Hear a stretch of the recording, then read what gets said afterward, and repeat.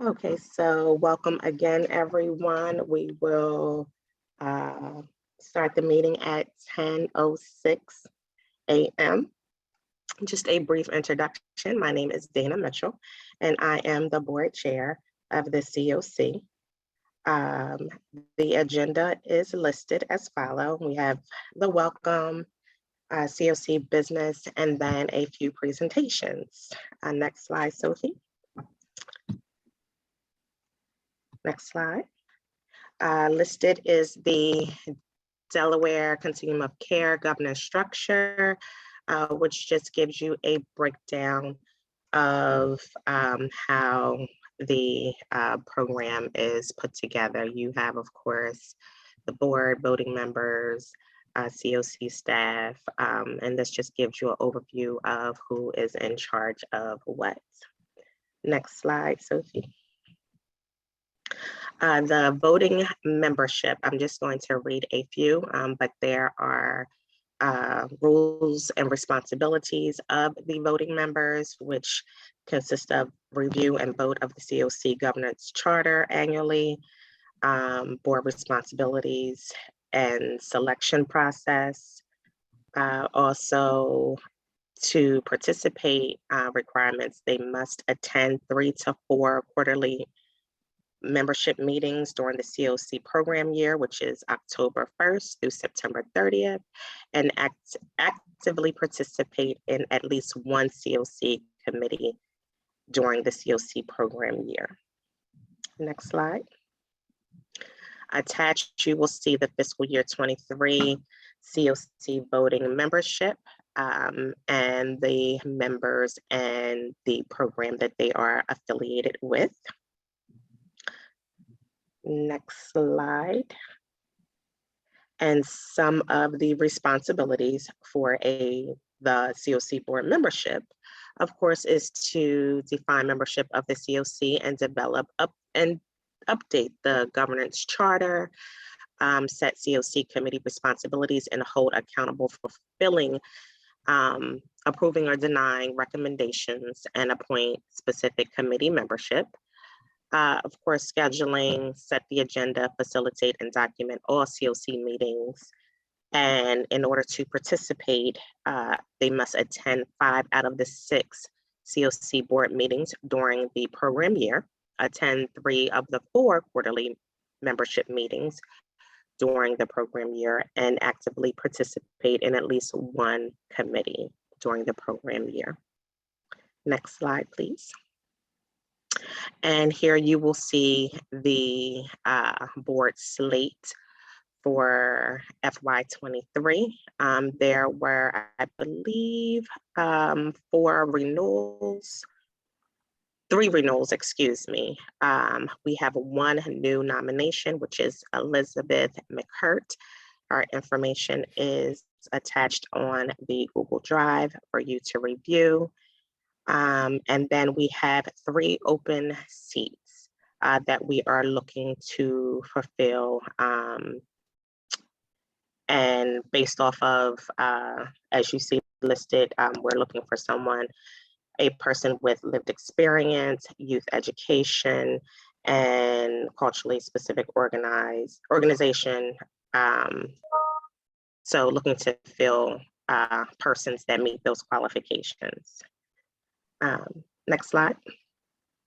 In the yellow, you will see that these are areas that, again, we are lacking and looking to fill.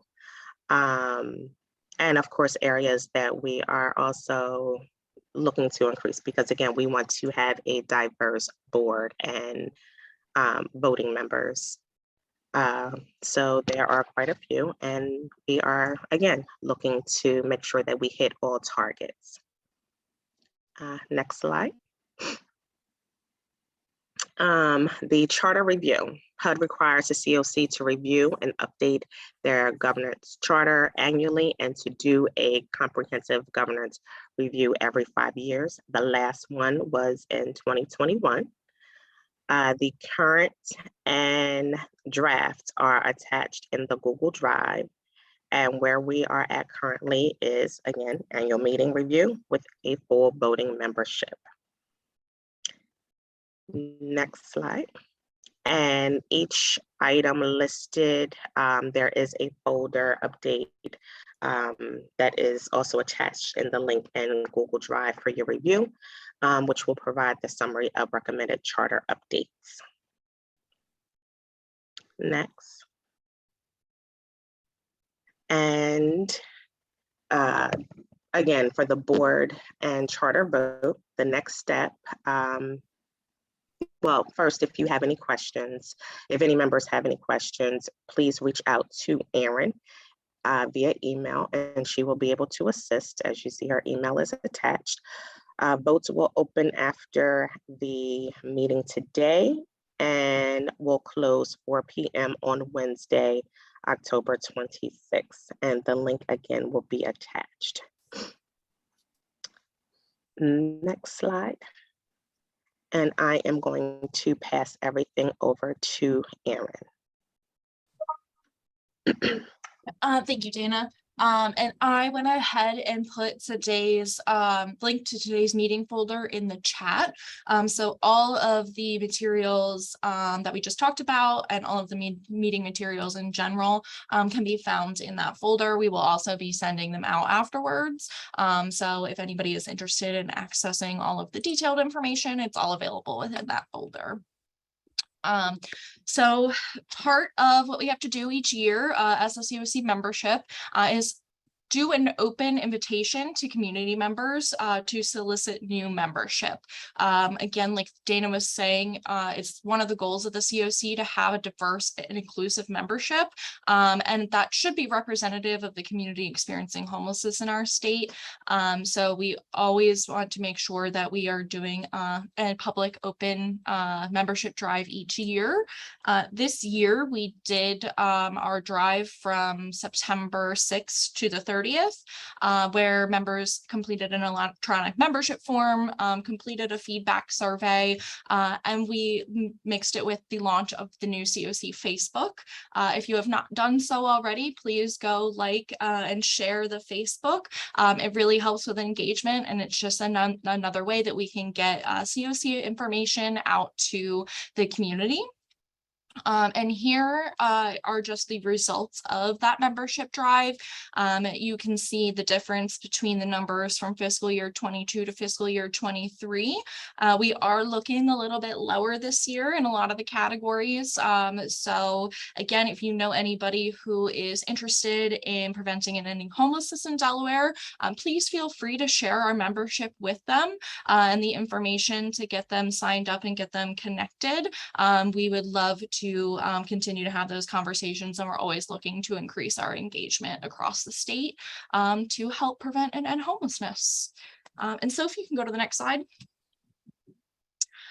So we saw a little bit of a committee breakdown on the last slide of members that are members of the different committees. So here are all of the standing committees as they are currently, with a little bit of a description of what the committees do, as well as the committee chairs and co-chairs. So the committees really help with planning and implementing solutions and strategies to prevent and end homelessness and move our mission forward throughout the year. So it is a really great way to get involved and be engaged if you are unable to be a voting member or a board member. Committees are where a lot of the cool work happens as well. So if you can go on to the next one. And looking at what our membership representation looks like right now. So HUD has target categories that they want to see CoC membership be representative of. So that is what is listed here, along with a breakdown of the number of members that meet those categories. All of these numbers are self-reported, and members can hit more than one category. So they are duplicated numbers, but where we have have highlighted in yellow is where we're really looking to increase our membership participation. All of the categories highlighted in yellow are where we have 5 or less members. So again, if you guys know anybody that meets these criteria or works in these sectors and is interested in preventing and ending homelessness and really coalescing with a continuum of care to try to make some real change and solutions, please forward them our membership information so that we can get them involved. Right, and finally, just to go over the fiscal year 23 membership survey. So this is the second year that we have administered the membership feedback survey, and the purpose is to understand and gather our member and partner satisfaction with CoC operations and identify any areas of improvement that we can make to the program for the membership in the following year. So this year, out of about 100 people, we only had 26 people answer the survey. The link is live in the slides still. So if you would like to provide your feedback, we would love to have it. These are just some of the initial results that we got from those 26 respondents. But the more feedback we have, the better. So anybody interested in doing that or would like to take the survey, either contact Sophie or access the survey through the slides and the materials that we send out after the meeting. Okay, you can go on, Sophie. And this is something super new and exciting that we did this year to attempt to show our appreciation for our members. We really value our members and the engagement that you guys give. So we would like to proudly announce that this year, Devonna Fields is the winner of our membership appreciation raffle. You are going to get a surprise gift, and we will be following up with you afterwards to schedule whether we can drop that off or you want to pick it up, all of those details. But Devonna has really stepped up to exemplify what engagement in the CoC means. She has volunteered to be a co-chair of a committee as a new member. She participates on several other committees. She's really engaged. So we're just really excited to be able to offer a bit of our gratitude to Devonna for being just great as she is. So that's exciting. And then we can move on to the next. The last two slides, or a couple slides I'll go through, are just some last housekeeping items. So an update on the HUD Continuum of Care NOFO, which is the big funding application on behalf of the state for CoC funds, was submitted this September on the 29th. And those interested in reading the application or looking at what work the CoC did this year, you can access it on our website or through the link here. We are expecting to receive award announcements for this competition in late February to early March, but we are beholden to HUD's timeline on that, so do not hold me to those words because we never know. But this is just a quick and brief breakdown of what our funding request looked like this year. We applied for a total of 30 projects for $9.4 million. You can see the number of projects and the project types that are there, and then the amount of money that is renewal money, which is money we already had in the system for existing projects, and then the number of new projects and new funds that we applied for this year. So you can go to the next slide, Soph. And the last thing before I finish up and pass it off is going to be the point in time count. Each year, the CoC has to plan and implement a point in time count during the last 10 days in January. So it is a count to gather the number of people experiencing homelessness in the state, and it's the most comprehensive data point we have on this currently. We get the full number of people, well, we try to get the full number of people who are experiencing unsheltered homelessness and the number of people who are living in emergency and temporary housing situations. each year, and HUD uses this data to evaluate the progress that CoCs are making on reducing homelessness in their communities. It's one of the data points that are used for that. So you can go ahead, Soph. The 2023 point in time count this year is going to take place January 25th and January 26th of 2023. It is the second to last week in January. It's a Wednesday and a Thursday. We've also scheduled the 2023 point in time count volunteer training already as well. That will take place on Wednesday, January 11th from 2 to 4 via Zoom. It is 2 weeks in advance of the actual pit count, so that if people aren't able to join the training, we will be recording it and putting the materials up so they will be able to access it afterwards and prior to the pit and still participate. We've also created a 2023 pit count landing page for all of your pit related needs and information. So the next steps for everybody would be to get these dates on your calendar, to go on and complete the online volunteer sign up form, as well as the 2023 volunteer waiver. The sign up form's online, the waiver is a PDF fillable. So when you download it and complete it, you'll just email it to myself, Felicia, or Sophie. You can access the 2023 pit count volunteer training link here. It's an open link. There's no registration required. As if you fill out your volunteer form, we will automatically consider you registered for the training. You will be able to access pit donation information there. We are launching a Amazon wish list this year for anybody who's interested in donating to the care bags that we create to hand out and donate on the night and after the pit. You can access all of the different materials that we're looking to create those bags this year. And it also links to previous pit count information like the 2022 report, as well as the training from last year in case anybody wanted to look at that stuff. So that is it for the pit.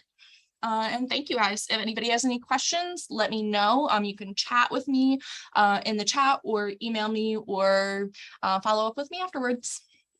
Thank you so much, Erin.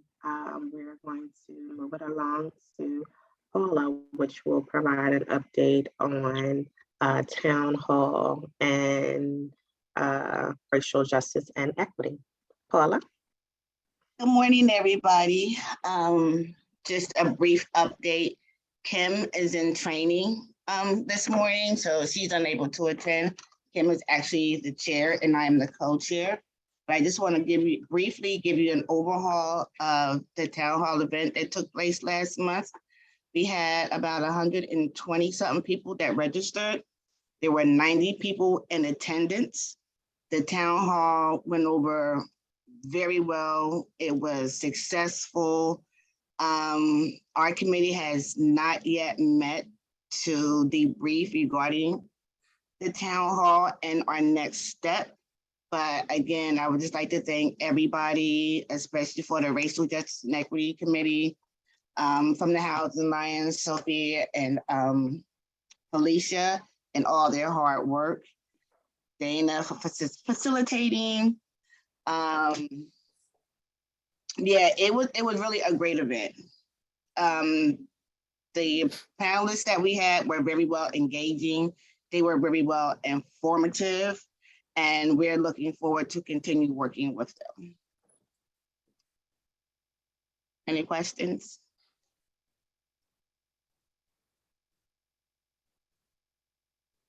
Thank you so much, Paula. And any questions, please just put them in the chat and either Paula, Rachel, Felicia, or Erin, or myself can answer.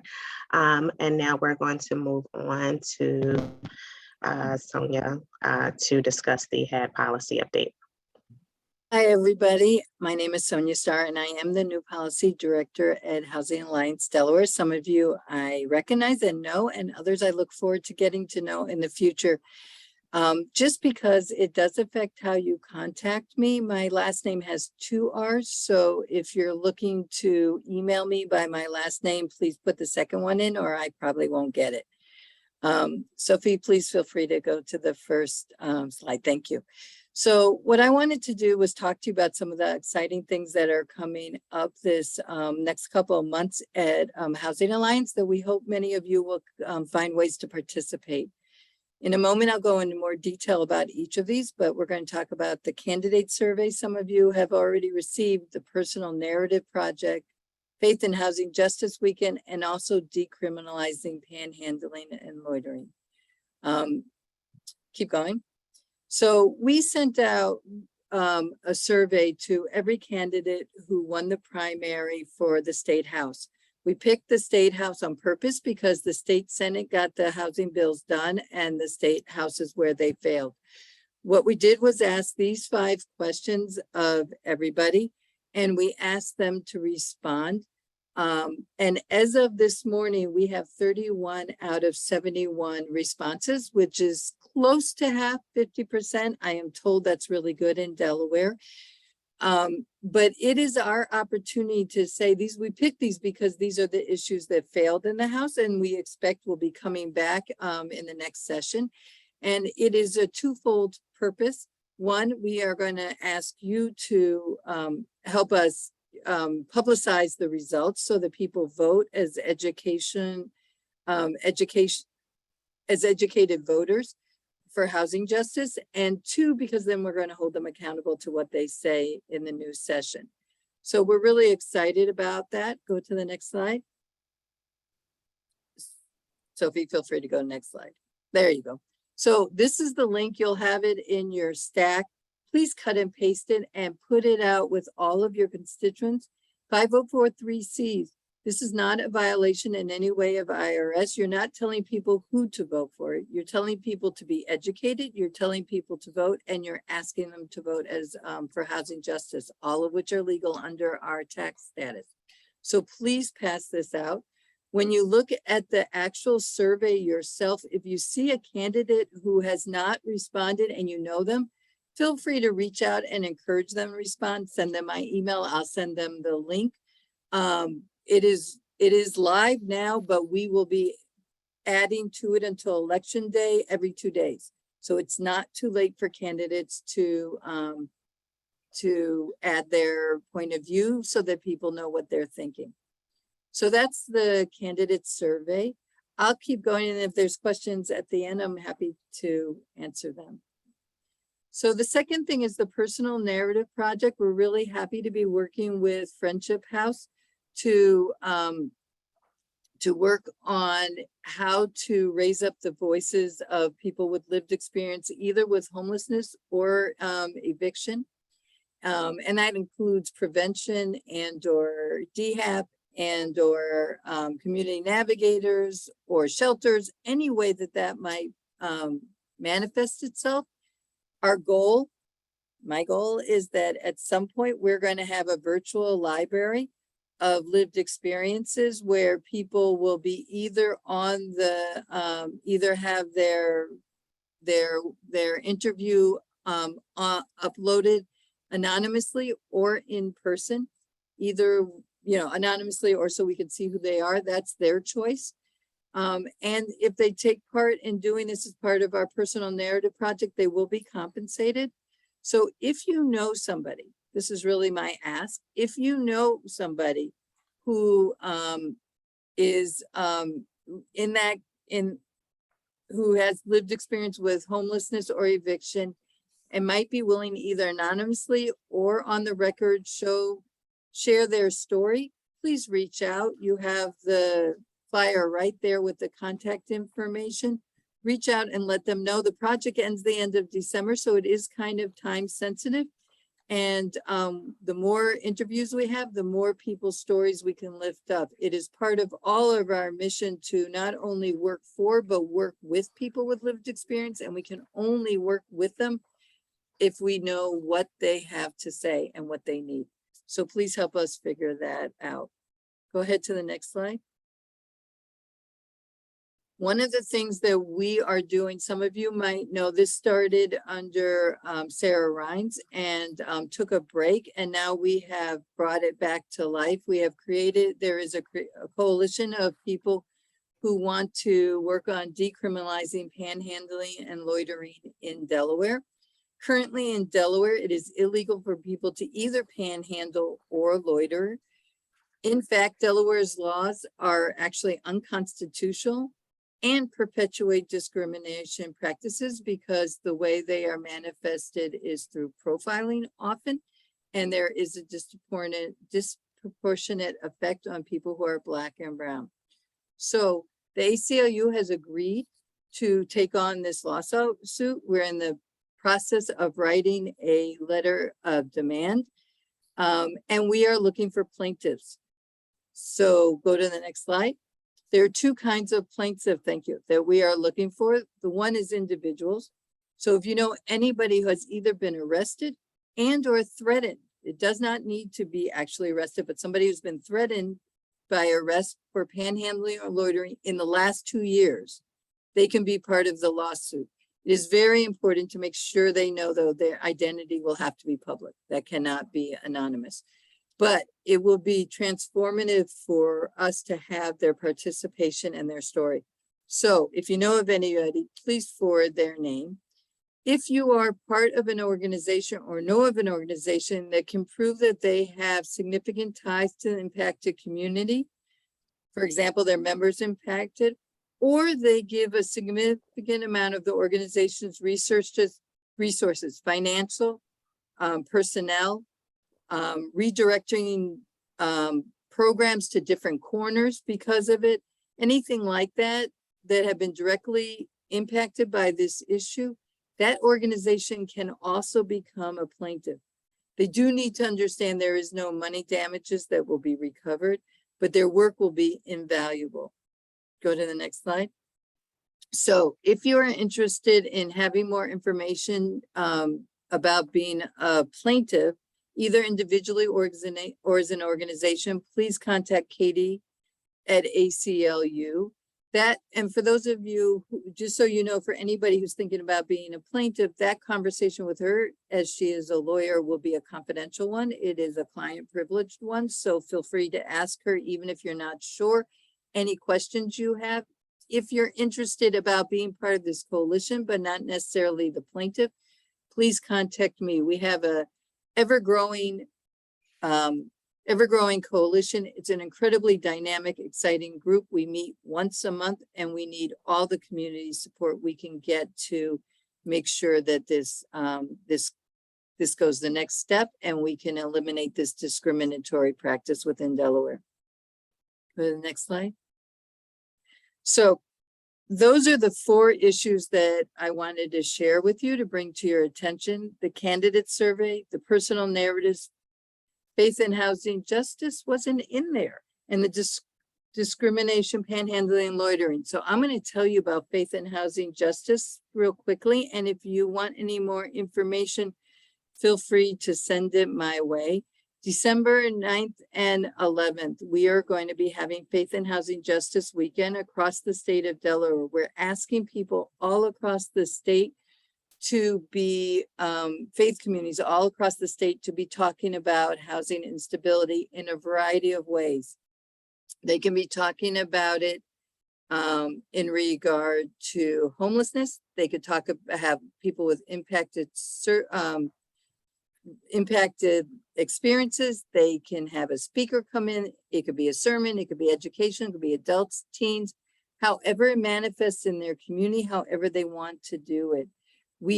I just got all of the submissions for a curriculum. I'm so excited. We have Baha'i writings, Muslim writings, Protestant, Catholic, and Jewish writings. We will be sending it out to any identified clergy that I could find. That doesn't mean it's everybody, but it's over 300 clergy in the state of Delaware, across the state. If you know of people who might be interested, send them my way. All of the programs will be open to the public. And as soon as we know a program's happening, we'll start advertising it in November. Our goal is to be able to say when the session starts in January, that X number of congregations across the state with Y number of people have been participating and concerned about housing instability, and now it's time for the legislators to do something about it. So you can go to the next slide. That's the one with all my contact information. Please feel free to reach out. I would love to continue the conversation with each and every one of you, getting to know you and figuring out how we can work together. Thank you. Thank you so much, Sonia. And again, Sonia Star with 2 R's. Next slide, Sophie. And we will move on. I'm not sure who is presenting. Is it Marlena? Marjorie Willow Marjorie, with yes. the joint. One of the joint stakeholders. Marjorie? Is Marjorie on the line? It does not seem so. Cindy, did you, we confirmed with Marjorie that she would be attending. It does not look like she's on. Okay, I'll send her. Do you have another speaker after her? We do. So if we can move on. Yeah, let me try and get a hold of her. Sorry. No problem.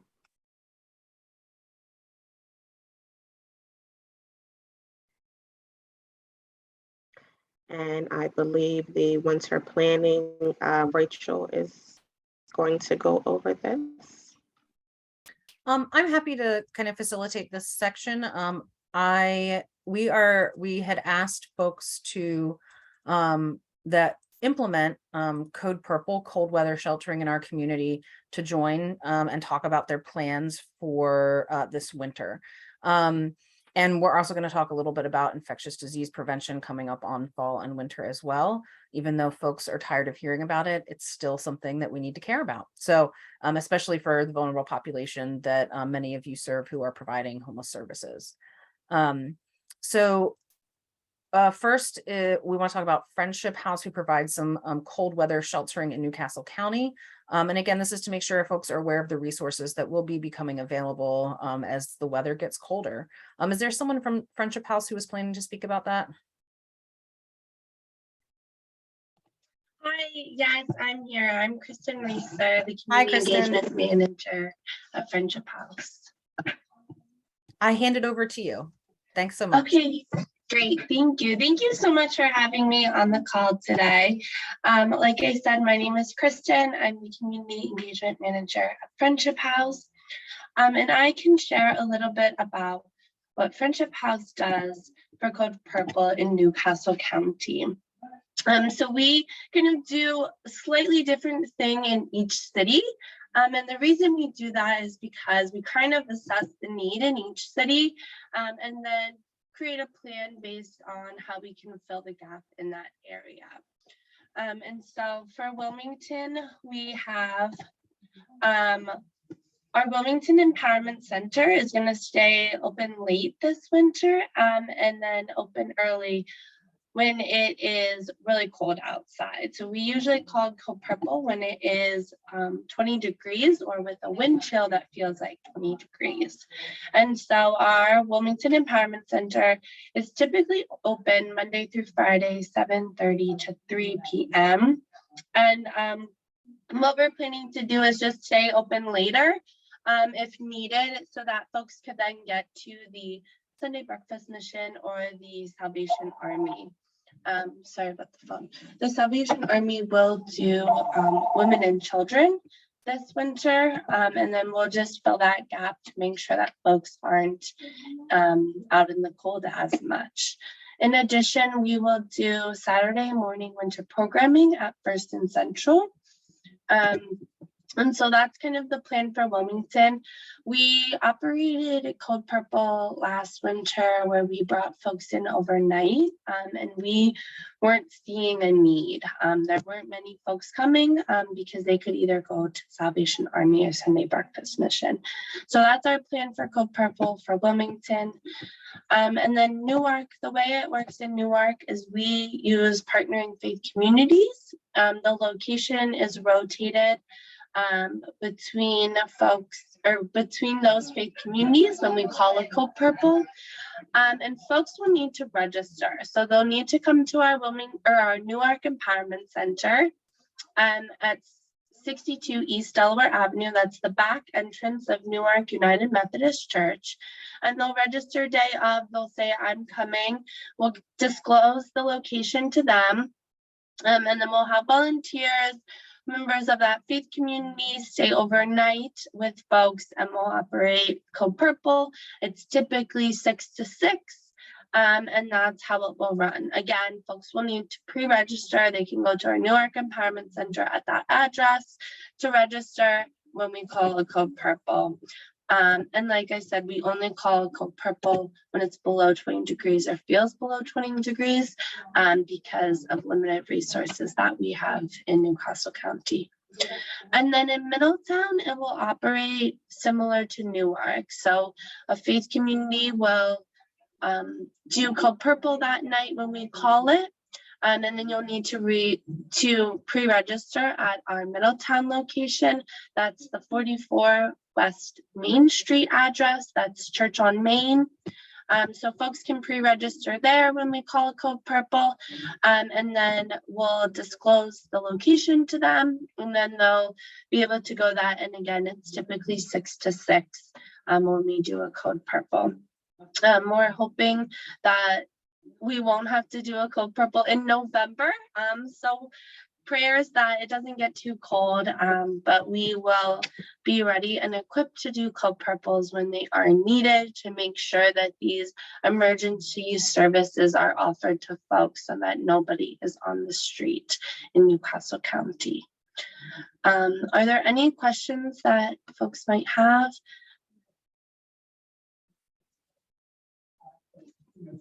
And then this information will go out onto our website. So if anybody needs addresses, information about pre-registration, information about when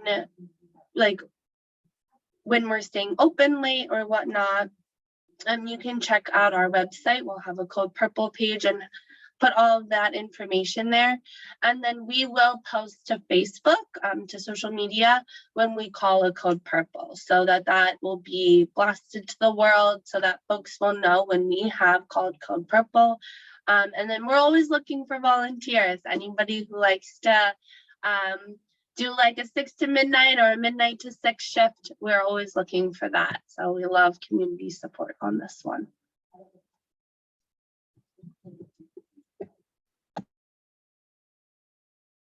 Thank you, Kristen. It's Timothy here from Salvation Army that would like to give an update. Good morning. Well, I read earlier there is no winter this year. Someone wants us to go right back to spring, and I'm okay with that. I'll whisper that prayer up on all of our behalves. We continue as normal. I guess I'll start with some good news. Hopefully, at this point on 11/1, we'll have a new social services director in place. Crystal Kirby has moved on after 13 years, and believe me, I miss her at the moment because I'm trying to fill in many roles. But anyway, our Code Purple program here in Wilmington will run as it normally has, particularly the last couple of years, women and women with children only, 9 p.m. to 6:30. They would use our 5th Street entrance to come in. And we're using that 32-degree mark as the determiner for or severe weather, snow, ice, or whatever. But that's kind of where we're at. It's what it's been, I guess, for the last number of years. Dana, you or whoever it was that said it earlier, I appreciate the fact we're going to have a conversation about the craziness of the infectious disease that continues to infiltrate the place. We currently have a family in quarantine in our shelter because of the wonderful disease called COVID. So we are very conscientious of that, putting in place. That's why the limited number, so that we can socially distance and spread folks to eliminate as much as we can the exposure to anyone who may come in. So that's where we are. Thank you, Timothy. Next slide, Sophie. And is someone here to present for Kent County Code Purple? Yeah, I'm on the line. Okay. Hey y'all, it's Elio. Would you from like to Code Purple share Kent County. slides or would you? This is good. Okay. This was great. We are gonna make a little change. We are starting on and anyway, everyone, I'm Enyo Emmanuel. Thank you for having Go Purple King County and everyone here. We are gonna be starting on 11/28, November 28th this year. You'll be able to call us at the 1-800 number or just stop by at either of our sites at 5 p.m. It's a first come, first served basis. For women and children, we're at 1207 East Division Street. And for men, we are at 46 South Bradford Street. So People's Church site for men and then Maranatha for women and children. We are having a volunteer meeting at People's Church at the 46 South Bradford Street on November 10th at 6 p.m. If anyone would like to go, we'll have light refreshments, and that's where we'll give a lot of the information for our volunteers. So that's November 10th at 6 p.m. in Dover. And then we are looking, we are going to open up if the weather's bad or if there's any type of situation that could an outbreak of COVID, or we kind of look at emergencies as a lot of different things. So it could be weather, it could be emotional, it could be mental health, it could be there's a fire somewhere. So whatever emergency might happen, we're going to open up. We do a lunch and a breakfast, and then we also will have some daytime services available as well. So we're really thankful for everyone and for the Alliance. If you have any questions, just reach out to me, Enyo, online, social media. You send us an email. We're really accessible, and we try to, be able to connect with people on a regular basis easily. So whatever you might need, just let us know, and we hope to see some people out there volunteering. Thank you, Enyo. Next slide, Sophie.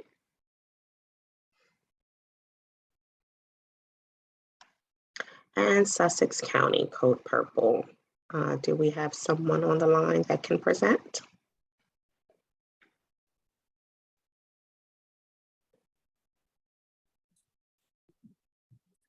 Anyone from Sussex County? I believe this was the one that we did not get anybody for, but we thought it was important to have the information out there for everybody anyway. So Sussex County Code Purple is run through Love Inc. of Mid Delmarva. They are operational through December 1st through March 15th. And these are several of the locations along with the information on who can go to each site and what times check-in and check-outs are. They do require registration. So you have to call the hotline and reserve your spot during the day. So that number is there for people to be able to access. And all of the information and more, along with volunteer opportunities and stuff like that, are available on their website, which is linked there. Thank you, Erin. Next slide, infectious disease prevention, and we're going to go back to Rachel. Thank you. So I want to, you all know this, those of you who are providing direct services to people experiencing homelessness. It's not new information to you, I'm sure, that it is officially infectious disease season. People are starting to move indoors, things are starting to spread, including other viruses like the flu, RSV, respiratory illnesses, not necessarily just COVID-19. But I do want to talk about how important it is to not forget about COVID-19 and not forget about the things we can do to protect ourselves from both the dangers of COVID-19 and other infectious diseases in places where really medically vulnerable populations are and where they're getting services. These are links. When you go, you should be able to go to these links if you go to the Google Drive and access the PowerPoint that will take you to the CDC guidance for homeless shelters and some HUD winter planning resources that are available online. They have a guide, they have all kinds of stuff you can post in your facilities, series of checklists, different protocols, things to remind people of to stay healthy during the winter season. CDC guidance for homeless shelters has not changed much because it's still considered a high-risk congregate setting. So you can go to the next slide, Sophie. So they're still recommending that all staff and participants be up to date on vaccinations. We'll talk a little bit more about that in a second. Continuing to physically distance and wear masks in these settings, regardless of vaccination status.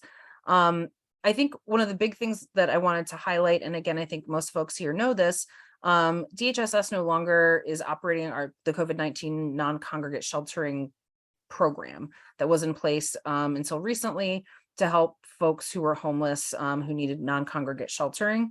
I have not heard that there are plans to begin that again this season in any form or fashion. So I know last winter, and it was less like this, but it was still potentially available, where if someone in a congregate homeless services setting tested positive for COVID-19, there was a way to refer that person to DHSS through the Division of State Service Centers to access some non-congregate shelter. I'm not sure the extent to which that will be in place for people who are COVID positive this year, regardless of their homeless status, because, you know, where those types of protocols and processes and resources aren't necessarily there in the way they used to be, and that's a nationwide thing. So I really want folks to be thinking about, I mean, it sounds, and Major Sheehan, you're doing this already, it sounds like, making sure you have a place in your facility where you can create an isolation in place plan if non-congregate isolation isn't possible. So keeping the availability of isolation spaces available on site and having protocols in place to deal with that if you do have a positive case of COVID or even the flu or other dangerous, the flu can be very dangerous for some folks as well. Next slide. So the updated boosters that protect against Omicron became available on September 2nd, 2022. You can get them at any of your local pharmacies. I believe, like, I know Walgreens does it because that's where I got mine. I assume that's true for CVS and Rite Aid as well. I haven't looked into it.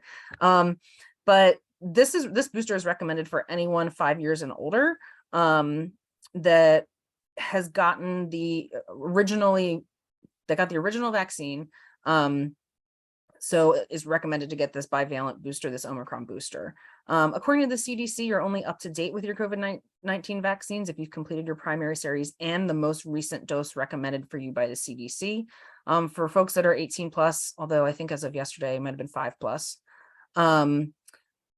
the Omicron booster is recommended. So encourage, again, same as last winter, same when vaccines were available and they first came out, continuing to talk to people in your participants in your programs about their vaccination status, encouraging them to get vaccinated, talking to staff about being vaccinated and the importance of that going into this winter. So if you're 18 or older, and I think now, as I said, 5 and older, you're eligible to do that. So I encourage you to look into it if you haven't already. Same with flu shots. So one last thing, flu shots are available. Those are going to be critically important this winter as well. The CDC website still has a lot of really good guidance and information on it. Again, I know a lot of people are tired of thinking and dealing with it, but as we come into the winter, making sure to continue to do those things will be important for the population. So thank you for listening to my public service announcement about public health and infectious disease. Thank you, Rachel. Next slide, Sophie.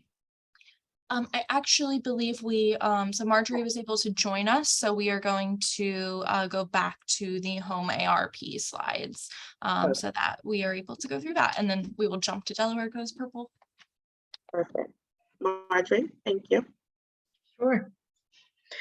So our presentation today, I'm Marjorie Willow with Mullen and Lonergan Associates, and we've been contracted by DSHA, Newcastle County, and the City of Wilmington to help in the preparation of their home ARP allocation plans.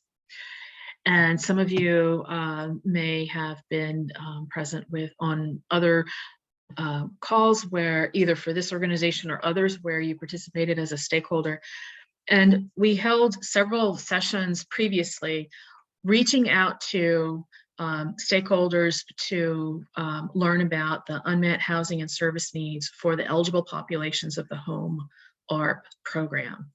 And so this round of outreach is really to come back to everyone we tried to meet with earlier and say, this is what we heard during our initial outreach, and here's what the data analysis showed us as we try to determine what those priority needs should be for each, the city, the county, and the state individually. And that's what my presentation focuses on. Next slide. So just as a very high level summary, the Home ARP funds are a part of the much larger Home American Rescue Plan Act. And this is a $5 billion carve out that focuses very narrowly on persons and households who are homeless, at risk of homelessness, and other vulnerable populations by the through providing housing, rental assistance, supportive services, and non-congregate shelter. So each of these individual entities in Delaware will receive their own allocation. It's the same way with the regular home program. So the Delaware non-entitlement area, which is basically Kent and Sussex County, is going to get a little over 5.3 million. Newcastle County outside of Wilmington will get 3.6 million plus, and then the city of Wilmington is going to get just over 2.1 million. Next slide. So again, just to highlight the really narrow focus of this program, it's only, the focus is on rental housing or renters who have either become homeless or at risk of homelessness, but it's only rental activities, not, I guess I should say, just not any kind of homeowner or owner-occupied housing activities. And the qualifying populations are those who are homeless, those who are at risk of homelessness. The third group is those who are fleeing or attempting to flee domestic violence, dating violence, sexual assault, stalking, human trafficking, both sex and labor.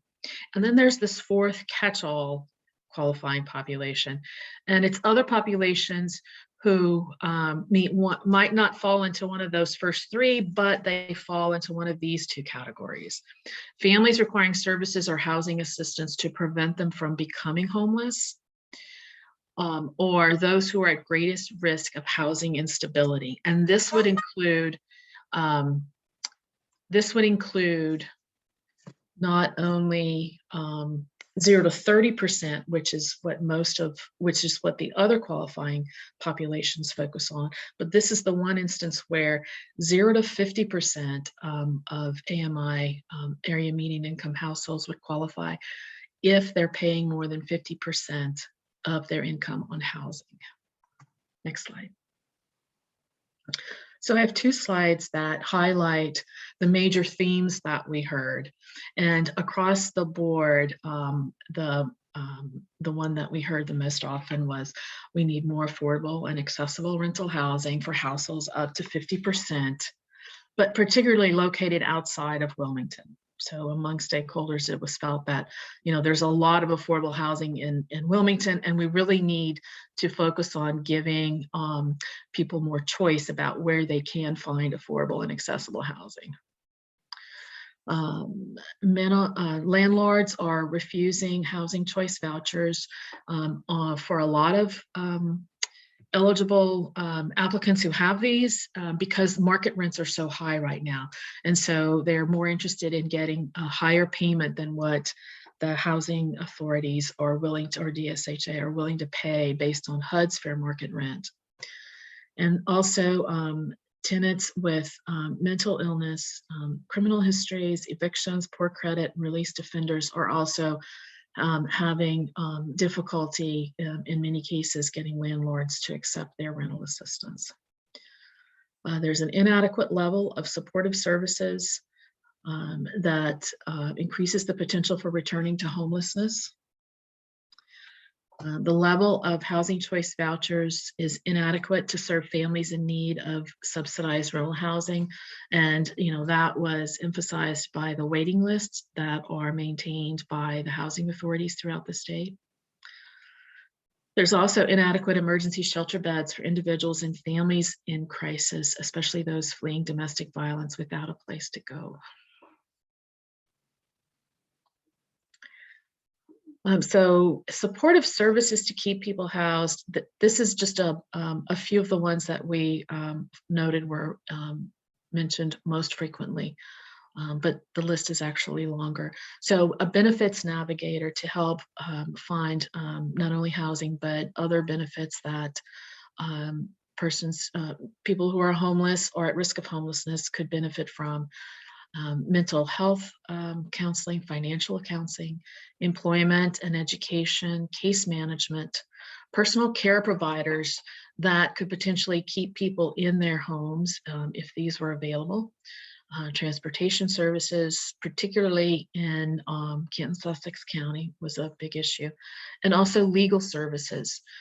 For example, for eviction prevention, maybe helping to get child support payments made. There's a lack of affordable housing developers. And, there's just not enough affordable housing developers to help to expand the inventory of affordable rental units. And this is coupled with difficulty in developing multifamily housing, which is related to perhaps community opposition to additional multifamily affordable housing, which is often a more affordable option, as well as zoning that favors single family detached housing over smaller homes, smaller lots, and more multifamily development. Permanent supportive housing, including that for chronically homeless, is needed, with more units accessible for persons with disabilities, and also including visitable features for these, the units, the permanent supportive housing units. And then finally, excuse me, permanent affordable rental housing is needed. And by this we mean affordable rental housing that has a long-term period of affordability associated with it. It's needed across Delaware for individuals who have tenant-based rental assistance, which would include housing choice vouchers, and also providing access to supportive services to help keep them housed. Next slide. So I have 3 data slides to share with you. And the first one, this one focuses on Newcastle County. So we identified a housing gap of over 46,000 rental units for households at 0 to 50% AMI. And this number comes from identifying the total number of households at 0 to 50, and then the number of housing units that are affordable to households at 0 to 50. And then of those units, how many are actually occupied by households at 0 to 50%. And this is a trend that we see in everywhere we work, that the housing inventory overall is inadequate, especially at the upper income levels. And so what happens is households above 50%, even above 100%, are forced to rent down market. And that squeezes out the lower income households who have fewer resources, but in some cases do rent up market. So for example, 0 to 30%, if they're renting a unit that's affordable to a 31 to 50% household, they're going to be cost burdened, but that's often the case. So this is not meant as a production number, and I have the same number for Kent and Sussex County together, as well as the city of Wilmington. This is not meant as a production number because it would cause an oversupply, but what it does is it reinforces the need, and it describes the severity of the need for housing units that are affordable for the appropriate income tier, so 0 to 30 and 31 to 50% in this case, that are needed in order for all of those households to be housed affordably. In Newcastle County, Black African Americans are disproportionately represented among the homeless that were identified through HMIS. So almost 74% of persons identified as homeless in Newcastle County are Black African Americans, and they only represent 23% of the general population. The average length of stay was 144 days, and this was driven primarily by higher lengths of stays by victims of domestic violence and persons with disabling conditions. There are over 11,500 households at greatest risk of housing instability. And this is just the 0 to 30% who are paying more than 50% of their income on housing costs. And there are over 8,800 applicants on the public housing and the housing choice waiting list with Newcastle County and Newark housing authorities. And while there might be some duplication on waiting list across the entire, throughout the entire state, so Newcastle County, the city, and also for DSHA, it still speaks to the need for additional housing choice vouchers, but there's not a way for us to sort of deduplicate that data. And in Newcastle County, the domestic violence survivors, over 600 domestic violence survivors were sheltered in Newcastle County and Wilmington. So it was the same for the entire county in 2021. Marjorie, there is a question in the chat from Mimi Rail. She said she would like to understand more about the 4,600 number, or 46,000, I'm sorry, and how it was derived, like what's included in that, or and multiple people were asking how they can find more information about the actual statistics and the data. Sure. So one thing I will say is that, we're giving you just a highlight of some key trends or data points, but there's a lot more analysis in the full draft allocation plan, and that will be put on display at sometime in February. So if you received an invitation from for this session for the CoC, they will also be notified of when the 3 draft plans go on display across the state. And you can find out a lot more of the data and sort of dig deeper along with us in that analysis that we included. So the 46,295 number, it comes from CHAS data, which is a census data that is created specifically for HUD. And it is, the reason why we find it to be so valuable is because, as I was describing before, we can look at 0 to 30% households and determine how many of them are actually living in 0 to 30% housing units. So units that are affordable to the same income tier that's living in them. And then from there, you can identify how many or how many units are needed then to serve those who are not living in the appropriate unit. So it doesn't necessarily mean that all of these are unhoused. They are, but they're living in either they're doubled up, or they're living for the most part in higher income units. And I can, when the draft document comes out, there'll be a lot more descriptive information in that. Thank you, Marjorie. And then we had one more question. So does this data include the city of Wilmington as well?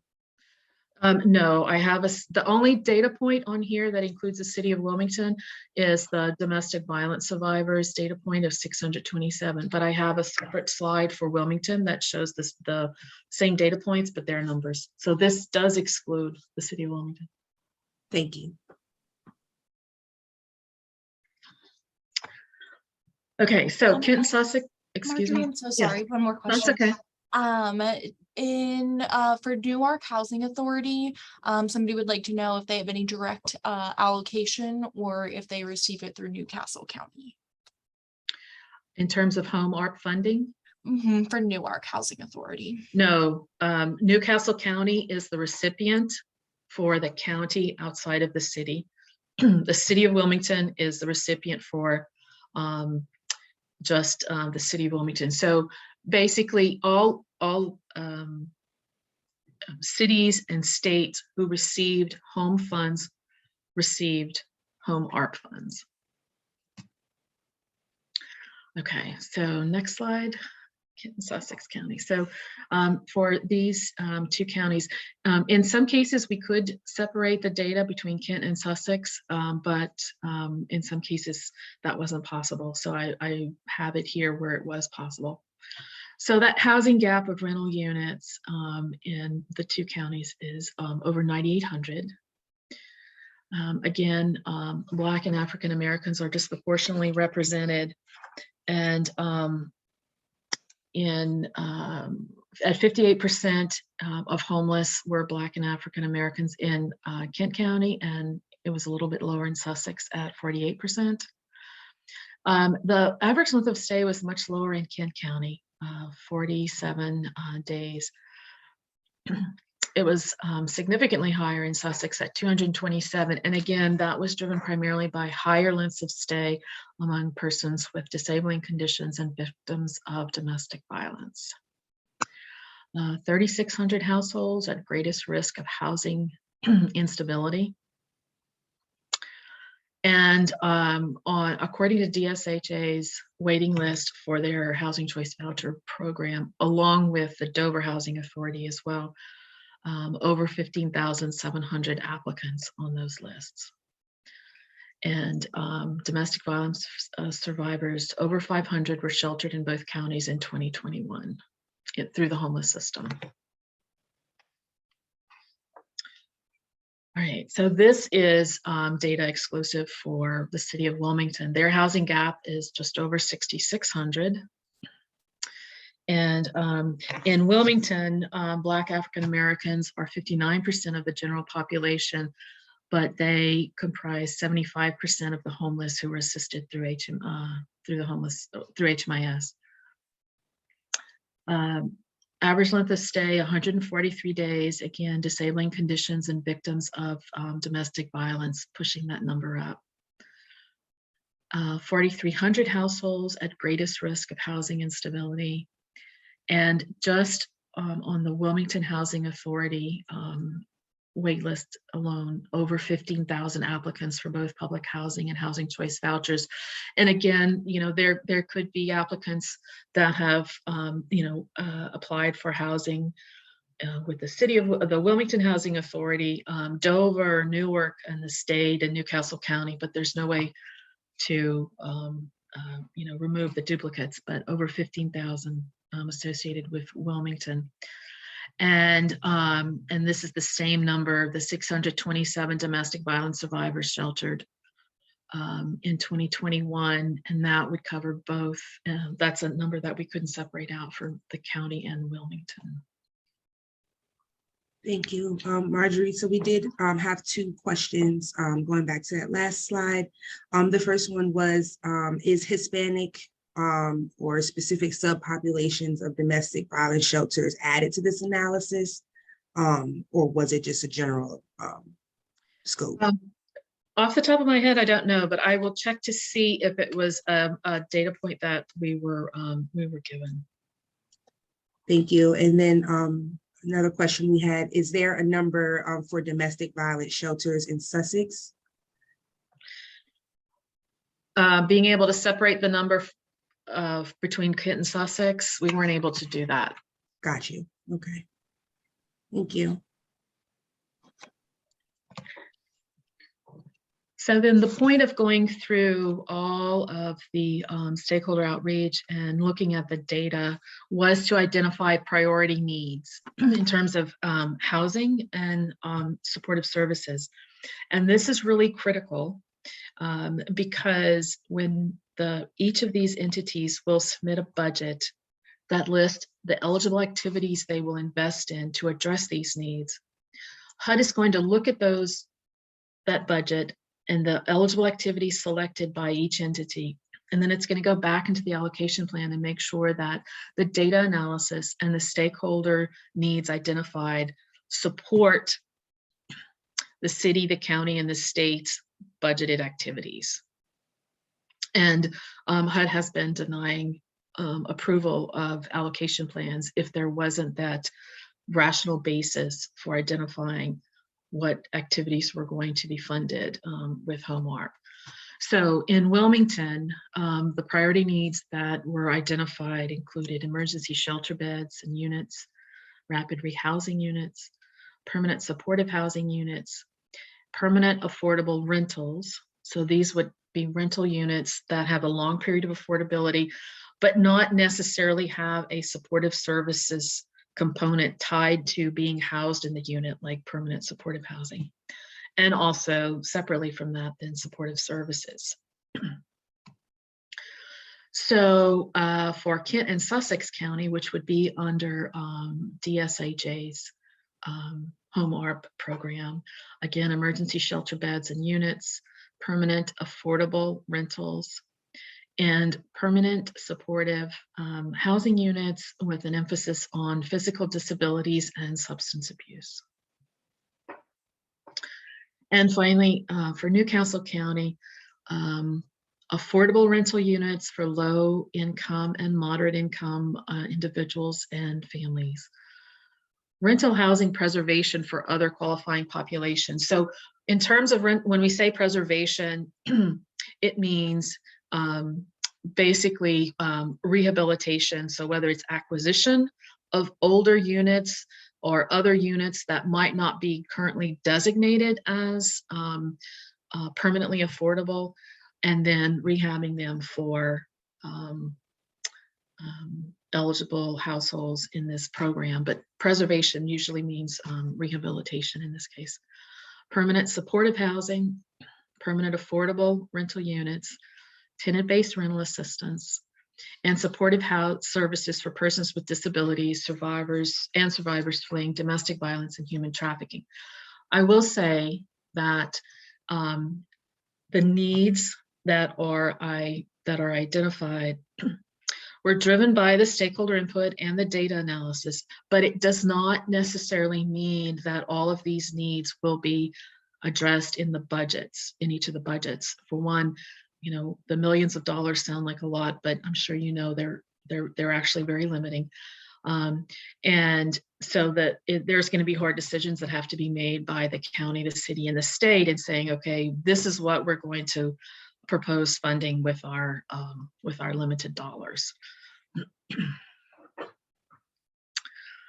Okay. Any other questions or comments? Marjorie, there are a few members that are asking if you have an email so they can contact you with questions. Can we have that to put in the chat? Sure, I will add it. Okay, thank you.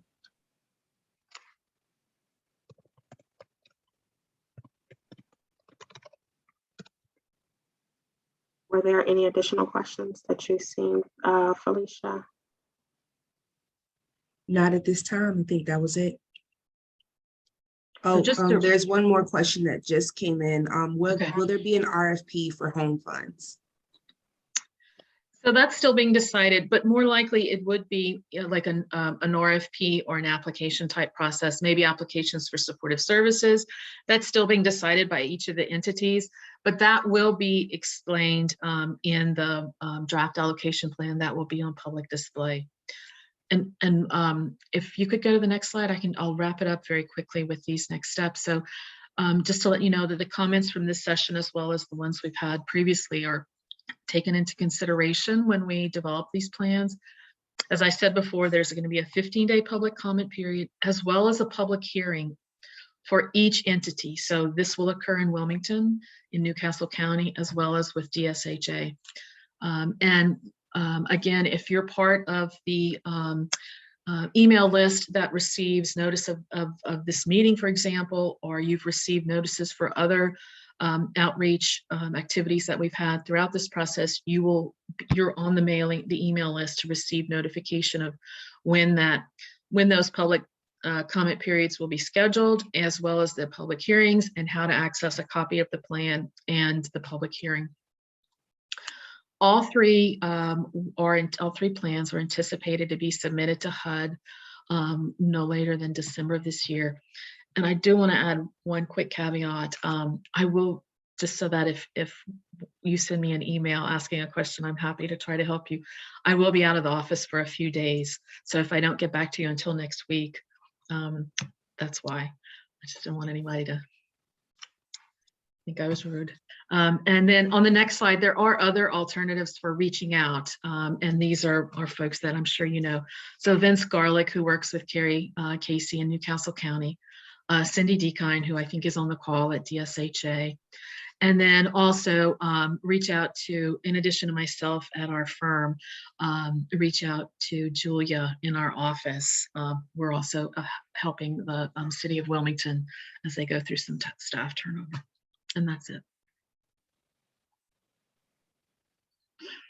We truly appreciate you, Marjorie, for hopping on and providing all the information. And yes, Sophie is going to the next slide. And I believe, do we have the person on here that will be presenting for Delaware Goes Purple? Sussex.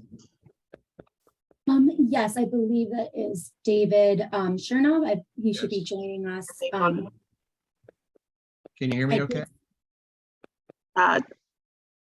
Yes, David. Of course, my camera decides not to work. I've been on Zoom calls all morning, and for some reason, I'm not showing up here. But you can hear me okay. Yes, and are you able to see the slides? So when it's time to. Yes, we're good there. So we'll have to go with my empty office there, and you'll just have to imagine me being in my office and talking to you. So a little creativity there. So, well, thank you very much. Not to confuse folks about Code Purple, which is, of course, a completely different initiative. This is Delaware Goes Purple, which is about really advocacy and public awareness of the opioid death situation in our state. So I just want to differentiate that we're not connected at all. So I first want to ask if, maybe you can put your hand up or put something in the chat if you've heard about this initiative. This is a statewide initiative. Actually, can you go back to, this is a statewide, yeah, if you can go to the first, there we go. Sorry about that. No problem. If you can, yeah, put in your chat or, I don't know, a hand, put your hand up or something to let me know if you have heard of this initiative. There is confusion with Code Purple, and so folks do sometimes get confused with that, but there is a distinction here. And what we want to do here is it's a public awareness campaign. We'll talk about how you can participate. There's no charge for you to do this, and it's a pretty easy thing to do. And hopefully by the end of my talk, you might even be able to put a vote out there and raise your hand for this initiative. So that's the objective here is where there's a call to action here for everybody, and we're not going to ask you to open up your checkbooks or anything at this point. So please go to the next slide.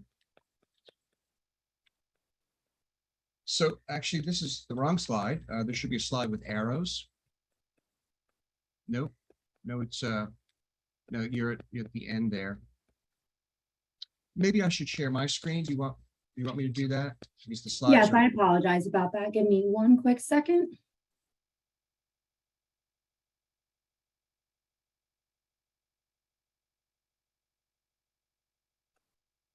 All right, can you all see my slides? David, we cannot. I did just enable it so that you are able to screen share. So I think it's at the bottom of the Zoom controls. You just click the little screen, the little green arrow that says screen. There we go. Thank you. You can see my slides. Yes. Okay, wonderful. Thank you. All right, so let me go to full screen. There we go. We're full screen. Okay, so this is the beginning. You'll see the arrows and everything. We do see the arrows on the second slide. Yes. Okay, great. So this is essentially the start. I just wanted to show you the history of this. It actually started in 2018. Oh, I'm sorry, David. I think we are still viewing the first slide, though. We can see the thumbnail on the side, but if there's a way to maybe make it as a slide, there we go. Thank you. Are you full screen now? No, you're not in slideshow mode. Yes, I'm sorry. We are still. still. You see all the slides on the left panel. If you start your slideshow, it'll go full screen. Yeah, and I'm clicking on full screen here. So I believe it's at the top of the, oh, How about now? Are you full screen now? That's the presenters mode. We need the other screen. so I think So, it's right at the top David, where- if you press slideshow at the top.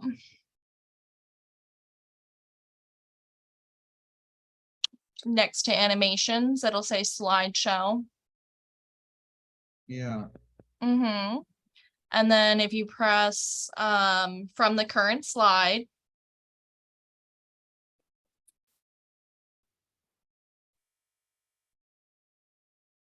Do you have it now? It looks like it is. No, it didn't look like it went through. So you can also at the very bottom right corner where Yeah, it that's- looks like a little presenter thing, you Yeah, can that's what hit that and it'll also take you to the slideshow. Yeah, that's what I've been doing. For some reason, it's not showing the full presentation. So we're going to have to improvise here. Perfect. We'll do the best we can. All right. So I'm sorry about that, folks. So do you see arrows moving from a timeline? Yes, yep, we can see Yep. your presentation now. Yes, looks good. Go figure. It's never happened to me before. Never had a problem with that. I'm on Zoom all the time, so forgive me. Anyway, so here's where we left off. The initiative started in 2018. A small grassroots initiative started in actually across in Talbot County, and then it spread and it's statewide. The organization that's helping support this is the Sussex County Health Coalition, led by a young lady named Peggy Geisler. And so Peggy has been spearheading this across the organization. The Lieutenant Governor is a co-chair for this initiative as well. And so we've gained quite a bit of momentum since 2018. Okay, and so I promised you an opportunity to participate. And right now on the screen, our call to action is to simply sign the pledge card. And all you really need to do at this, you can do it right now, is just put your camera on the camera and your phone on the camera and just scan that QR code and you can sign a pledge card. And essentially what it is, it's public awareness, letting folks know that you're aware of this campaign. And we, of course, are gathering signatures. Can you all mute your phone if you're not speaking? If you scan this right now, you can sign the pledge card and you can be part of this public initiative campaign. And we're collecting signatures for the campaign to get funding and public awareness. And every year, these numbers are growing larger and larger. To give you some idea of the scope of this problem, I wanted to share some data with you. And essentially, this is what you can see here in the state of Delaware. Look at the first initiative. 1 of 10 Delawareans is dependent on opioids. And to put this in perspective, by the time I'm done speaking here, even with the delay of the slides, somebody has died of a drug overdose. And essentially, in fact, more than one person, because I'm going to take more than 5 minutes. So approximately every 5 minutes in this country, somebody dies from a drug overdose, which is absolutely enormous. There's been 1 million people that have died from a drug overdose since 2001. And what's even worse, when you dig deeper into this data, and I'm a data person, you dig deeper, the inequity from 2019 to 2021, last year, the inequity in this problem is enormous. Black and Native American folks died at an 80% higher rate than average. Hispanics are 65% higher rate of dying from this particular problem. And white Caucasian is 40% chance of dying from an opioid overdose. So the numbers are astounding alone, but when you break it down into those subgroups, it's even worse. So the problem is not going away. It's been exacerbated by COVID, as you know, and it went kind of on the back burner because of COVID, which is understandable. But now that hopefully we're past COVID, we hope to have more focus towards this problem that has not gone away. It's actually gotten much worse. So I did want to share the data with you and the importance of this particular topic. Okay, so what can you do? I mentioned to you earlier, hopefully you just scanned that QR code and it took 3 minutes and you signed the pledge card, but you can do more if you'd like. This is some example of some folks, as you travel the Sussex and actually throughout the state, if you see things purple, things that are lit up purple, it's because of this initiative, Delaware Goes Purple. In fact, the bridge across, I live in Milford, so on Route 1, that Route 14 overpass will be lit up purple in the evenings. You'll see the Kent County Courthouse lit up. So there's some public buildings that are lit up purple. It's all about this Going Purple initiative. If you want to take a couple steps further, of course, we accept sponsorship. And our website, you can see ways to sponsor an event here. And you'll see some folks here that have taken it the extra mile to become a sponsor. We did a big, huge promotion right before the summer. We did a promotion at Hudson Field called the Rock Fest. So I don't know if you've heard of that. You couldn't miss it past going down Route 1 heading to the beaches. So we are doing promotions throughout the year, mainly in October, however. So this is also there'll be bridges and that'll be lit up here through the month of October that you'll see. And just some examples, our crew is in the bottom kind of right-hand corner. And you'll see Legislative Hall in Dover will be lit up, Indian River Bridge, the Delaware Memorial Bridge will be lit up purple, St. George's Bridge, Port Authority, the ferry terminal. So a number of Kent County buildings will be lit up. BB Healthcare is a huge proponent and support of this. So a lot of the BB organizations will be lit up purple throughout the month. So that's my discussion. That's my plug to sign the pledge card. Doesn't cost you anything. It should have taken you 2 or 3 minutes to do that. If you'd like to do more, please do jump on our website, Delaware Goes Purple, and you can, help put your voice, at least put your voice to this tremendous problem that we're suffering here in Delaware and of course across the country. Questions? No questions, but we did have a comment in the chat. Just reiterating that there are intersections between housing, homelessness, and substance abuse.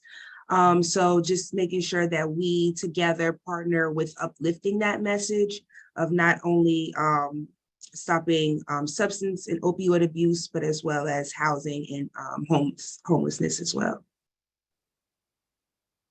Thank you. David, we truly appreciate your presentation. And Sophie, do you have the next? Well, I guess stop sharing the screen and go to the next one. Thank you very much. Is everyone able to see this okay? All set? Yes. And John. Well, hello, everybody. Good morning. I have promised everybody I will not go over 10 minutes, so we'll just do this. Some of the slides should be very familiar. This is just me and my contact information. I'm assuming everyone on the call will be provided this information. You're more than welcome to call me to consult about SNAP issues and SNAP problems. If we could go to the next slide. This is old hat for most of you, but every time I do a presentation, I really like people to understand what our mission is. Our job is to fight injustice through creative and persistent, meaning we're annoying. And that's, we do not go away on behalf of vulnerable Delawareans. We have 3 offices, and the next slide also will have their addresses. I think it's important that folks know we cover the state. We are available to assist people throughout the state. The next slide. That's just the slide with our actual addresses and phone numbers, and then a couple of other links for basic information. Next slide. That's me. I'm not gonna, it's a little bit about me. I have been a legal aid lawyer for about 35 years. I came back to Classy after having worked here in the 1990s. And then I went to Philadelphia for about 20 years. Overall, I have been doing legal aid work since 1987. And most of that time I have been doing public benefits work. Although for the last 4 years, I've also been doing housing work. Next slide. This is really important for everybody on the call, particularly when you're dealing with DHSS or its subdivision DSS and DMMA. And don't worry about the alphabet soup, any one of their subdivisions. You do not actually need to know anything to be an effective advocate. Obviously, the more you know, the more you can do. But lots of folks' difficulties with these agencies are just stuff getting lost or needing to sort of get some attention. And anyone can call and work with someone to help get things unstuck. They're a bureaucracy. Bureaucracies make mistakes. The papers get lost. The squeaky wheel, and I know this is trite, but being squeaky does get your client's case attention. It shouldn't take that, but it does. And you do not need to be sophisticated. Just do it. Just get on the phone and just and advocate for the people you are working with, because often it is just a case of getting their case unstuck from a bureaucracy that things get stuck in it. So I encourage every one of you to do advocacy to the extent that you are working with individuals and that you're in the direct service space. Next slide, please. Wanted to give you some idea of the breadth of benefits that are administered by the Department of Health and Human Services. SNAP, which I'm going to talk a little bit about. TANF, which I think someone else is going to talk about. General assistance, which is a very small, embarrassing cash program for some people with disabilities, where they get paid $79 a month. Don't get me started on that. Medical assistance or Medicaid, that's health insurance. Purchase of care, which is child care for low to moderate income people. And then LIHEAP, which, as we're approaching winter season, is a much lesser known program where heating assistance is provided to low income families. It's very undersubscribed. It's actually administered by nonprofit agencies, but it is in fact a DHSS program. So that was just to give you some scope of the benefits that our clients get from this agency, so you can see how important, and that's not everything, but that just shows you how important DHSS is in the lives of low to moderate income Delawareans. If we go to the next slide, what I'm supposed to be talking about, SNAP, which it's the world's most stupid name, Supplemental Nutrition Assistance Program. Formerly known as food stamps. Most people still call it food stamps, but that term is somewhat anachronistic. Very important. Almost everybody who is low to moderate income should be getting SNAP. So if you are working with families with challenging economic circumstances and they're not getting food stamps, they should apply. And that's even more important for another reason, which I'll come down to in a moment. But currently, there's somewhere around 120 to 150,000 Delawareans getting SNAP benefits, which is considerably more than 10% of our less than 1 million population. So it is a huge program. It brings in huge amounts of money in the form of money that can be spent on food and food items for hunger-challenged families. It is issued to households. It's unlike many programs where the degree of relationship is important. This is all about people who live together and purchase and prepare food together. One little quirk that I think trips up people and that you should know about is that adult children under 22, if they live with their parents, they have to be considered together. So if you have a 21-year-old or 20-year-old, they're living at home with their parents, even if they're semi-independent, the parents' income counts. There's nothing we can do about that. And you cannot be a separate household from your parents if you're living with them until you turn 22. And that's just, there's nothing I can do about that. That is a federal rule, and it's important for people to understand, for young adults who might be somewhat economically separate from their parents, but living under the same roof. Most important thing I want to tell you about SNAP is during the pandemic, and we are still in the pandemic, we are not done. There are emergency allotments. So if you get any SNAP, you're going to get an emergency allotment. And I'm going to talk a little bit about that in a moment, but this is incredibly important.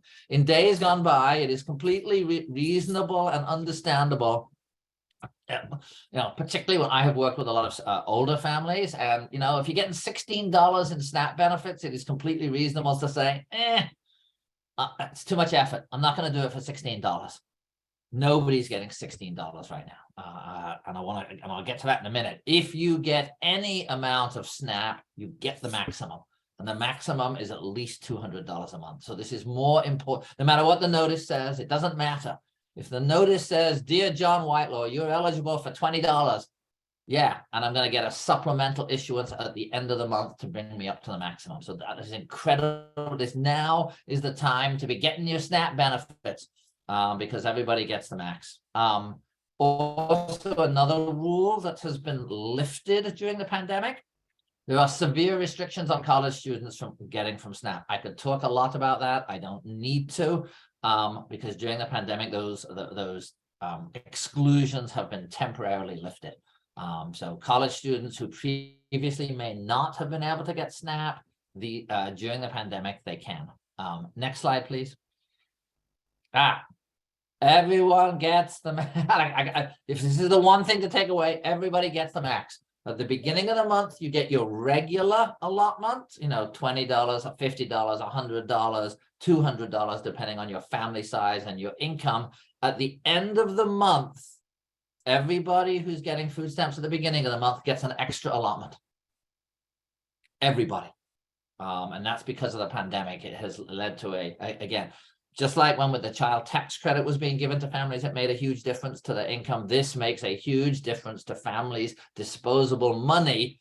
And I'm saying money, I know it's not money, but it basically takes the place of money for food. So you can actually eat most of your meals with SNAP money, whereas before we all know it didn't cover everything. But this is an incredibly important point, so that even if someone is nominally only entitled to a small amount, and it might not have been worth getting, now if you get anything, you get the max, and it's going to be $200 at least for everybody. Okay, how do you figure out if you're eligible for SNAP? Can we have the next slide, please? Here are some gross income limits. So it's pretty high. I mean, in my world, and that's just, those numbers are there. It gives you some. I missed a comma on the last one. Sorry about that. The numbers are, and I can't remember if that's the one that's just finished or the one that's going up, but that's pretty high. It's in our world. For a family of two, that's $36,000 a year. So that is again, that doesn't mean you're going to get SNAP, but it means that you'll get into the game to see. If you actually want to have a ballpark estimate, if you go to the next slide, please. Oh, no resource test. A lot of programs have savings limits, not in SNAP. There's no resource test. It's only an income test. Next slide, please. We have a SNAP calculator on our website where it will ask you a few simple questions, semi-simple, and it will give you an idea of what you qualify for. So if you're working with a family, you can go to our website, put in there, have them put the information in, and it will give you a sense of the amount. And remember, this is the amount before it then gets bumped up at the end of the month. So this is a useful place to start in determining as a ballpark whether it makes sense for someone to apply. If in doubt, apply. If in doubt, apply. Next slide, please. Where do you apply? First place to start is the DHSS website. This is a link. It's an online application. You can also print it. It is a terrible application. It's 15 pages. It's not legally complicated, but it's long and difficult and takes time. They ask lots of intrusive questions, and I'm sorry, and I wish they didn't, but they do. They ask lots of questions about your income, who's living with you, all of that stuff, and you just have to fill it out and provide the documentation. And it's a task. It's a real task. Next slide. This is really important. What do you do if you get turned down, denied, reduced, or terminated? You file an appeal and you get in touch with us. Can we fix them all? No, we cannot fix them all, but do we help a lot of people get their benefits back? Absolutely, we do.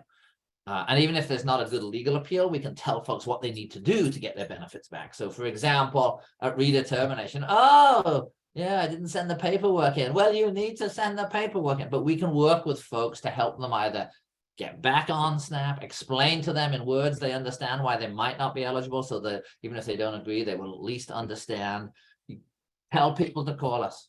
Call our main number for each office, if they are getting turned down for SNAP. And when turned down, denied, reduced, terminated, accused of doing something bad, any of that stuff, we do SNAP advocacy for lots of Delawareans. And I will tell you this without being disrespectful of the department, they're a bureaucracy, they make mistakes. And like any bureau, the bigger you are, the more mistakes you make, and they make lots of mistakes. Not deliberately, I'm not suggesting that at all. Just because DHSS or DSS has says you're not eligible doesn't mean you're not eligible. Sometimes they're right, a lot of times they're wrong. And it is absolutely possible to resolve many of these cases, but a lot of people can't do it by themselves. Don't miss your appeal deadlines. That's a terrible thing. Contact us and we will try to help you. I think my last slide says questions. Yay! All right. That was a whirlwind tour of SNAP. Please feel free to contact me offline, any of you who are on the call, if you want to talk about SNAP. Please do not send clients to me directly. I'll cry. I'm not handling the cases myself, but I'm happy to talk to folks about SNAP and what to do and how to make it better. John, you are awesome. Thank you so much. Thank you so much, Dana. And did we have Tanya on the line? Good morning. Yes, we do. Perfect. Good morning, everyone. How are you? I'm good. Good. Good morning. Good. My name is Tanya Warner. I'm with the Department of Health and Social Services, Division of Social Services, Training Department. So I am a training administrator. I train staff in all benefit categories. I am the subject matter expert for childcare, but our subject matter expert for TANF is training some of our case readers. So you're stuck with me today, but luckily I've been here over 28 years, all with the Division of Social Services, and started out as a social worker, senior social worker case manager, moved on into frontline supervision as a frontline supervisor at Hudson. Then I went on to policy and programming development. I was a policy administrator for 8 years, which I co-developed the Delaware Wonder pilot under President Obama's administration. There was an $18.8 million grant on workforce development for SNAP recipients. And from there, I am now with the training department for the last 3 years, although I've been a supplemental trainer for staff development for over 20 years. So a lot of experience, been around a long time. I tell everybody when I'm training them, I'm older than the furniture. So we're going to talk a bit about SNAP benefits today. Now let me see if I can share my screen and it works for you guys. Tanya, I did make it so that you should be enabled to, but if you do have any issues, let me know. It should be right at the bottom. You just have the little option to share screen. Perfect. And we can go ahead. It looks awesome. Thank you so much. All right. Just want to make sure that works. Okay. So today we're going to talk about DHSS just a little bit and TANF mostly, but our vision statement is Delaware, where there's hope that anyone can overcome poverty and prosper. We're trying to bridge that gap with our mission statement, as well as to provide prompt, respectful, and accurate services that promote the potential for self-sufficiency for all Delawareans. With our guiding principles being committed to respect, customer focus, diversity, continuous improvement, professional development, teamwork, collaboration, integrity, and community involvement. Our leadership currently is Director Thomas Hall, Deputy Director Marcella Spady. Chief Administration is Victor Ting. He is over our fiscals, facilities, SMP, which is our Medicaid patrol for seniors, hoping that we advise them on things like what to look for scamming and fraudulent Medicaid attacks, as well as our fair hearings. Social service chiefs are April Johnson for personnel, Janine Boyce for policy, Joanne Sunga for fiscal, Ashley Giannakopoulos performance, Carolyn Kincaid is our systems, which is information systems unit. Eileen Kazi Bodner is our CPSU chief, which is a community partner support unit.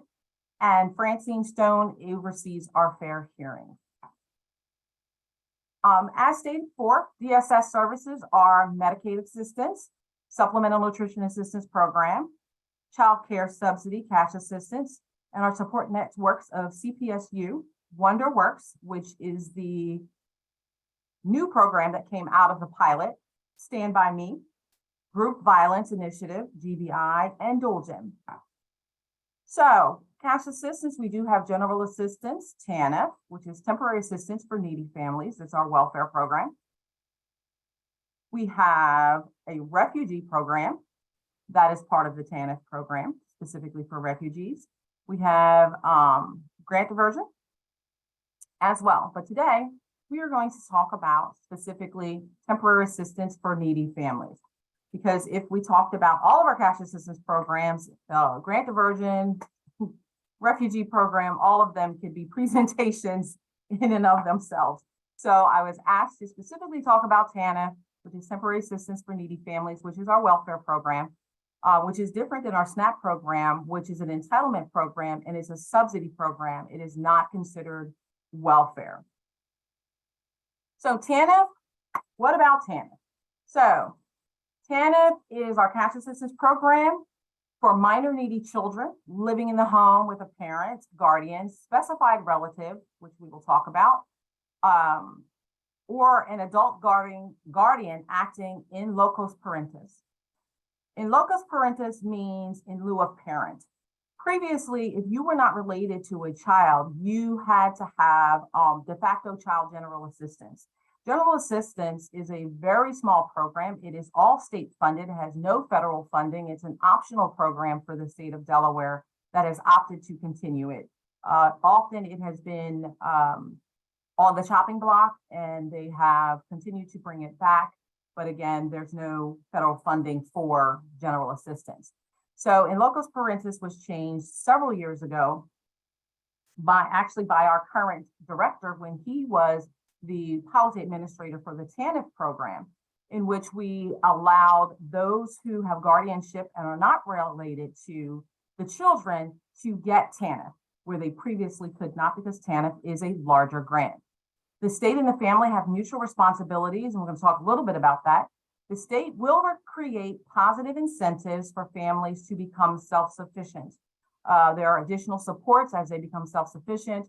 We try to do things with transitional programs, but they're not a lot. I will be honest with that. These families must accept responsibility to become self-sufficient and self-supporting. So that came about with PRORA, which is the Personal Work Opportunity Act, about in 1997 under the Clinton administration, and it went into effect in August. It was signed in August 22nd of 96, went into effect July of 97. That's where your contract and mutual responsibility comes in. Work should pay more than welfare, which we're going to talk about in the next slide. Now, as you can see, I've been around a long time. I know this program. I have a tendency to talk really fast because I know time is of the essence. Please ask me to slow down, repeat myself, or reiterate or clarify anything that I'm speaking of. Okay, so our 5 key principles that form the foundation of Delaware's welfare reform program, because that's where PRORA came from, is work should pay more than welfare. Welfare recipients must exercise some personal responsibility. Workfare should be transitional and not a way of life. Both parents are responsible for supporting their children, and the information and maintenance of 2-parent families should be encouraged. Previously, there seemed to have been some negative connotations to TANF that did not support families being together. So it had to be a single parent household. That is no longer true. These have all come about to enhance and encourage the formation and the maintenance of intact families. And it also is discouraging of teenage pregnancy, unwed motherhood, and some of those policies are pretty strict and severe. So TANF is a time-limited program. It's a 36-month in the state of Delaware. The 60-month clock is federal. Delaware opted to have a 36-month clock versus a 60-month clock. And time limit applies to anyone 18 years of age or older. Caretakers included in the grant and caretakers employable. What this means is if the adult is on the grant, it's time limited. If it is only for a child, let's say you have a caretaker. A needy caretaker is someone who's on the grant because they are unemployable or don't have income. So they are on the grant. You cannot be a parent and not be on the child's grant unless you're receiving some other form of welfare, like SSI. If you're receiving SSI and you're a parent, the children are getting the TANF, you're getting the SSI. Does that make sense? Because they're both considered technically welfare programs, although SSI is all federal. If the caretaker, which is a non-parent relative or someone acting in locus parentis, the children can get just the grant and there's no time limit. Anytime the adult's on the grant, it becomes time limited. Does that make sense for everybody? Okay. When one or more of the conditions listed above is not met, the family receives benefits in the non-time limited program, known as our Children's TANF program. So what is that? Caretaker, parent unemployable has a medical exemption needed in the home to care for a disabled spouse or child, or a non-needy, non-parent caretaker. So there are exemptions for the parent if they are unemployable, which means they have an exemption and they're not mandatory for our employment and training program and other mandatory requirements. They're not time limited. The entire time they are disabled. Once they become able-bodied, the clock starts. If they are needed in the home to care for a disabled spouse or child, meaning that there's a person in the household who needs assistance and needs someone to care for them, and that is the head of household or the person part of the grant, that becomes non-time limited. They are not able to go to employment and training in order to help them become self-sufficient during this time, so we're not going to count that time against them. The clock stops and then re-engages once they're able to start working towards their self-sufficiency plan. So let's talk a little bit about some technical eligibilities for TANF. So age, you have to be 18 years of age or older to be a head of household for your TANF grant, meaning that you could have a TANF grant for yourself if you're 18 years old, but you would have to be on your parents' food benefit program or SNAP program because you're not 22. So those are two separate rules. You can be 18 years of age for TANF. You must have citizenship or a qualified alien status. You're required to have your social security number. You're required to be resident of Delaware. Child or their parents and their siblings all have to be together, meaning that if you have a child and you have different non-custodial parents, they're all still pulled together because they're siblings. Tanya, I don't mean to interrupt. I just wanted to make you aware of the time. And we are at 1 of 12, and I wanted to make sure you shared the most important things you wanted to share.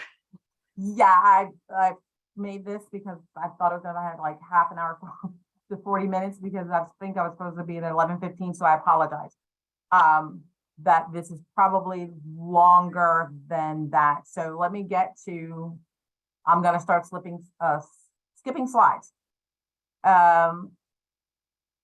Part of the technical eligibility is that there has to be a specified relative, a local parentis, and minor parents cannot receive cash assistance for children born while they were minors. Once they become adults, then they can get the TANF for their children, but as they are minor parents, they cannot. And they have to do 2 weeks of pre-participation and cooperate with the Division of Child Support, our quality control, audit recovery. They have to do a contract of mutual responsibility. There is a family cap for adults. Any child born 10 months after signing a contract of mutual responsibility will not be added to the grant. The grant will still remain the same. They can be added to all other programs, including food benefits and childcare and Medicaid. Just your grant will not increase. Okay, we've talked about that a bit. Financial eligibility, we'll just talk briefly about. It has to be 185% FPL gross, and then you have to meet a net test of 75% FPL. There is a different financial eligibility for applicants versus recipients. If you're an applicant, you're at one standard. If you're a recipient, at another. Here is our latest, and I should have changed that. This is the latest COLA. I meant to change the year. Our COLAs are standard of our payment standards and our eligibility standards change every October. October 1st through September 30th we go by the federal fiscal year. So federal fiscal 2023 starts 2022 in October through to September 30th of 2023. Resource limit for TANF is $10,000. It does not include the home or residence they are residing in, cars, or any household items. Contract of mutual responsibility is a requirement. This requirement is a contract between the state and the client, or rather Division of Social Services and the client, requiring them to do certain personal responsibilities as well as mandatory for employment and training, as long as we uphold our end of the bargain, meaning that we give them the supports they need to do so, including childcare, job search, all of those types of things. We will go past all of the contract of mutual responsibility. That's just a highlight. Here are our training, employment and training rules. These are very important. It is that if you have a single parent with a child under the age of 6, they must complete 20 hours of employment and training. A single parent with a child over the age 6 or older has to do 30 hours. And if it's an intact family, they have to do 40 hours. They can either do any combination thereof, or one can elect to do them all. If they're 16 and not in school, they're required to either return to school, find work, or participate in our employment and training program. We do have a transitional work program, which is for those TANF recipients who have been deemed unemployable or unable to work. We send them to DVR and try to get them into a different type of employment, or we try to assist them through the Social Security or SSI program in order to get them considered permanently disabled and get them more money. We do have a refugee cash assistance program. Our RCA is for refugees, aliens, Amerasians, conditional entrants, Cuban and Haitian entrants.